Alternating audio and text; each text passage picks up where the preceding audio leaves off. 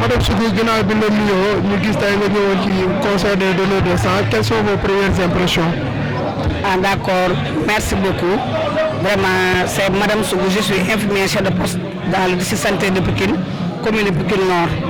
Donc ma présence ici, c'est par rapport à la journée organisée par le concert de donneurs pour un don de sang. Vraiment, qui est une activité très importante, humanitaire, vu le contexte. Il y a beaucoup de cas d'anémie, il y a beaucoup de cas de saignement après accouchement,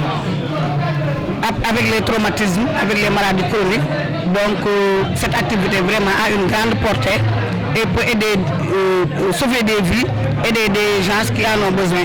Donc je profite de cette occasion pour vraiment féliciter et encourager le Conseil des donneurs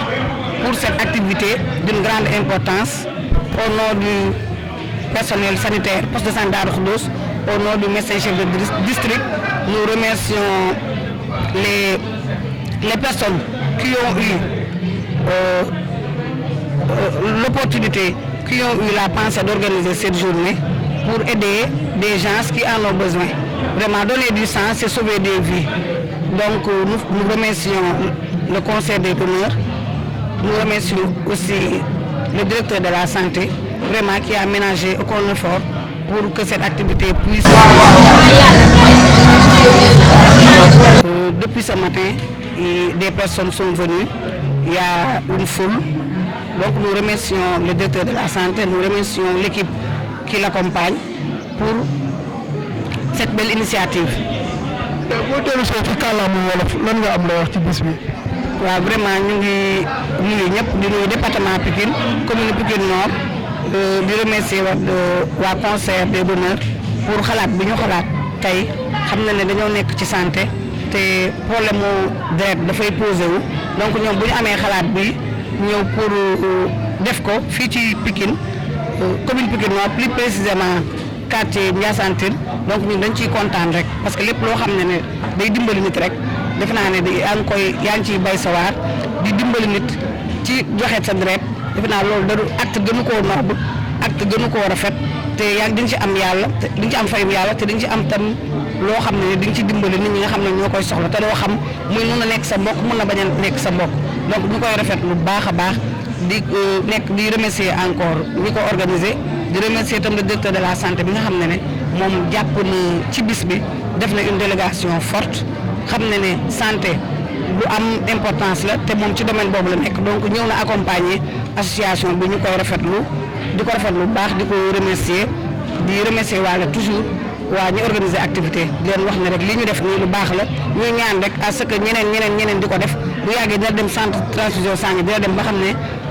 deret dootul manqué te su manqué wulee rek ñun ñi nga xam ne santé ñuy gis ñi nga xam ne di am doom di saigner te du ñu am deret di am problème donc ñun suñu xel day dal ndax dina leer ne bu ñu soxlawee rek dinañ ko am donc lii lu baax la initiative boo xam ne la képp kuy association rek ak foo mën a nekk war nga def lu mel ni de telle action. Monsieur le secrétaire ñu gis nga ñëwoon tey ci concert des donneurs de sang représentant fi kii du directeur général de la santé publique du docteur Ousmane Cissé ginnaaw bi nga demee may deret tey lan nga am looy wax. jërëjëf di wax ne ñu ngi sant yàlla bu baax waaye ñu ngi fi teewaayu directeur général de la santé di le professeur Ousmane Cissé mu joxoon na ay messages yu am solo pour moo jottali ko ba ci njëkk mu koy adressé ñi nga xam ne ñoom ñooy le concert des donneurs ma leen di xamal ne le professeur Ousmane Cissé nee na mu ngi leen di sant mu ngi leen di gërëm dinaa cant yee ngërëm yi aussi mu ngi leen di féliciter di leen encourager ci liggéey bu mucc ayib bi ci organisation bu rafet bi waaye ci mbégte mi nga xam ne ñoom moom lañ koy defee waaye delluwaat na ma naa leen wax ne ñoom ay partenaires yu essentiels lañ ci direction générale de la santé ndax direction générale de la santé nag moom moo am mission wu garantir un produit sanguin de qualité et à suffisance à la population kon nag le conseil des donneurs tey bu ñu amee taxawaay bi dañu xam ne ñoom direction générale de la santé la ñuy liggéeyal kon nag nee na mu ngi leen di sant ci loolu mu ngi leen ci gërëm ndax comme la ñuy wax rek le sang c'est la vie donc dafa précieux donner du sang c'est sauver des vies kon nag loolu vraiment professeur Ousmane Cissé nee na mu ngi leen ciy sant mu ngi leen ciy gërëm ginnaaw loolu aussi nee na ma xamal leen ne ci may deret bi yaa ngi soulager famille waaye yaa ngi joxe espoir ndax yaa ngi sauver ay bakkan bu tax loolu parce que amaana mun nañ ne ay nit mun nañ nekk victime d'accident mbaa nga yor feebar boo xam ne dafa soxla ko la may deret mbaa nga nekk jigéen tollu ci diggante wala nekk ci taabalu matukaay ba ñàkk fa deret bu bëri doo ko yittewoo li nga xam ne moom mooy deret bi kon nag nee na ma wax leen ne si ñi nga xam ne ñoo koy def tey jii nee na li mu leen di wax mooy ñoom li ñu nekk di def nekkul rek mbirum santé waaye nekkul acte médical kase yem ca nee nañ xam ne ñu ngi def un acte d'amour et de générosité waaye lii nag dafay firnde wane ne ñun aussi suñu communauté la boo xam ne dañu jàppante communauté la boo xam ne dañu bëggante moom moo tax vraiment journalistes yi aussi dajale seen doole associé wu ñëw taxaw organiser lu mel nii kon nag nee na ñoom aussi nañ xam ne gàcce ngaalaama kenn demul ñu des li nga xam ne le président de la république son excellence Bassirou Diomaye Faye woote ko ne na ñëpp ñëw ñu ànd defar réew mi nee na nag ki ko matérialisé nga xam ne moom mooy le premier ministre Ousmane Sonko moom directeur général de la santé wàccul yoon boobu wàccul liggéey bi ci loolu la dox di dajale nit ñi rawatina waa Pikine rawatina Pikine Nord gi nga xam ne moom foofu la bokk foofu la cosaanoo donc dajale mag ñi dajale ndaw ñi ñëpp pour ñu àndandoo vraiment ñoŋal li nga xam ne moom mooy liggéey président de la république kon nag ñu ngi sant ñëpp di leen gërëm. jërëjëf. Nous avons mis en place cette association, c'est pour un peu aider le centre de transfusion sanguine à un peu résoudre le problème du manque de sang. Vous le savez, nous sommes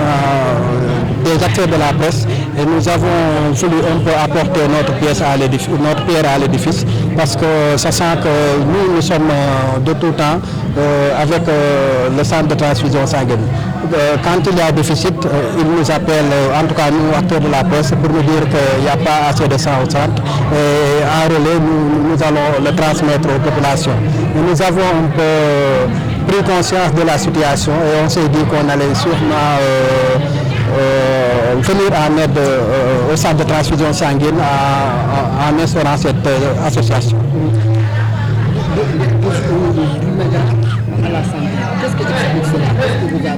Vous savez, nous les hommes de médias, nous sommes en permanence en contact avec le centre de transfusion sanguine. Et la situation arrive on nous appelle pour nous faire état de la situation avant d'aller le dire aux populations. C'est pour ça qu'on s'est dit pourquoi ne pas aussi nous agir en tant qu'acteurs de presse et aussi nous faisons partie des populations.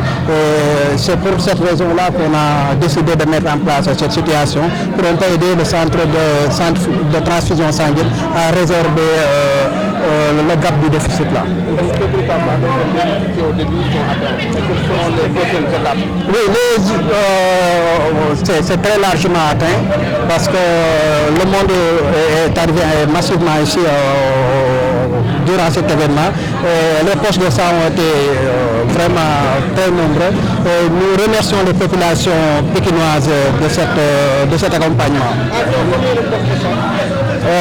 Aux environs presque d'une centaine de poches de sang.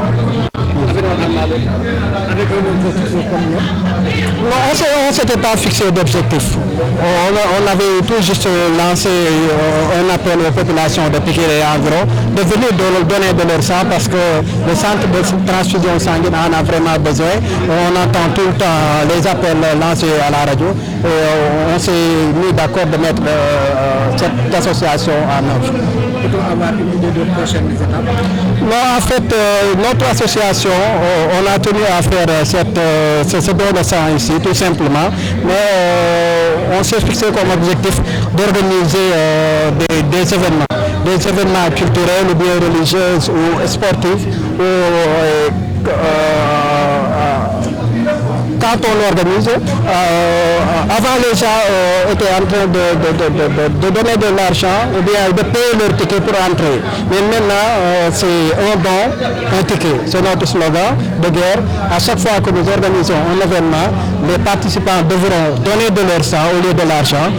afin d'obtenir leur ticket. C'est ça nos objectifs. Nous souhaiterions faire le tour de tout le Sénégal. essayer d'avoir le maximum de sang pour le centre de transfusion sanguine.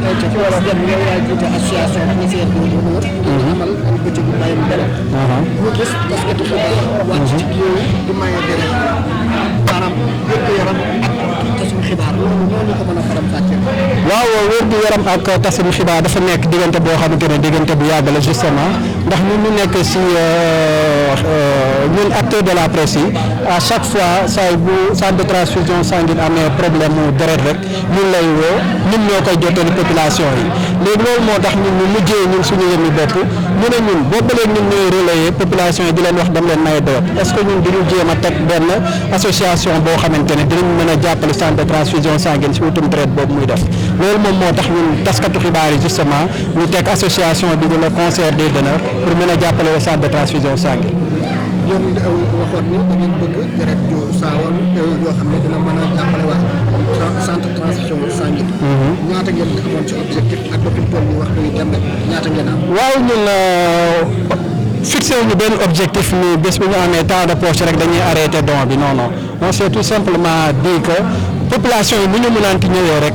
ñun ñu ngi fii dinañ jël seen deret xam nga comme ça lu ñu mën a am rek yóbbul ko waa centre de transfusion sanguine fixé wuñu benn objectif te ñu ngi woo population yi aussi bu ñu wootee maye deret rek fu mu mënaanti nekk nañ daw gaaw maye deret ndax loolu c'est pour sauver des vies. ba waxtu bi ñaata ngeen am. ba waxtu bi ñu ngi waaj a am ay téeméer mais xam naa ni fii ak ci kanam